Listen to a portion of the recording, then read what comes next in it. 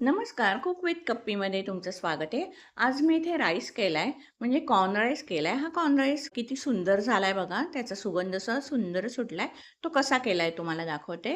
इथे वाटीभर मी शिळा भात घेतलाय. तुम्हाला हवा असेल तर ताजा घेऊ शकता. आणि त्याच्यासाठी एक कांदा असा लांब चिरलेला, एक टोमॅटो बारीक चिरलेला आणि एक बटाटा साल काढून काचऱ्या केलेल्या आणि मूठभर कॉर्न घेतले. आणि हे सगळं आता मी फोडणी घालते.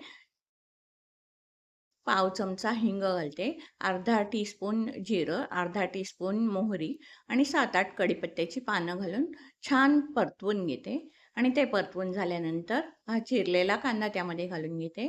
कांदासह फोडणीमध्ये मस्त परतवून घ्यायचे.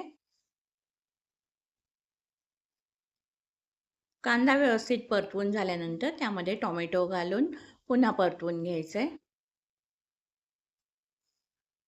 आणि कांदा टोमॅटो परतवून झाल्यानंतर त्यामध्ये ह्या बटाट्याच्या ज्या काचऱ्या केल्या होत्या, त्या काचऱ्या घालून घेऊन पुन्हा परतवून घेते.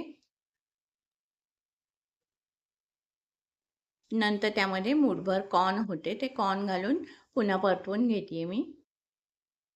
आणि हे सगळं परतवून झाल्यानंतर बटाटा आणि कॉर्न शिजण्यासाठी मी त्याच्यावरती 5 मिनिटासाठी झाकण घालून ठेवते. 5 मिनिटानंतर झाकण उघडून बघते. हे बघा, बटाटा इथे शिजलाय, म्हणजे कॉर्नसुद्धा शिजलेच आहेत. आणि आता त्यामध्ये मसाले घालते. म्हणजे अर्धा टीस्पून हळद घातली आहे, एक टीस्पून कांदा लसूण मसाला घातला आहे आणि हे मसाले सगळे फोडणीत परतवून घेतलेत. ते परतवून झाल्यानंतर त्यामध्ये मी जो भात होता तो भात त्यामध्ये घालून घेते. भात छान असा फोडणीमध्ये परतवून घेते. भात परतवून झाल्यानंतर त्यामध्ये चवीनुसार मीठ घातलंय. मीठ घालून भात छान परतवून घ्यायचा आहे. आणि त्याच्यावरती 2 मिनिटासाठी झाकण घालायचे. मीठ भाताला लागावं म्हणून झाकण घालून ठेवायचे. 2 मिनिटानंतर झाकण काढून बघते आणि त्यामध्ये मी बारीक चिरलेली कोथिंबीर घालते आणि कोथिंबीर घालून पुन्हा एकत्र करून घेते आणि कॉर्न राईस तयार झालाय.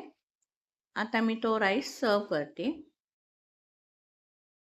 हा बघा किती सुंदर दिसतोय की नाही राईस. पटकन झाला की नाही. कशी वाटली मग कॉर्न राईसची रेसिपी?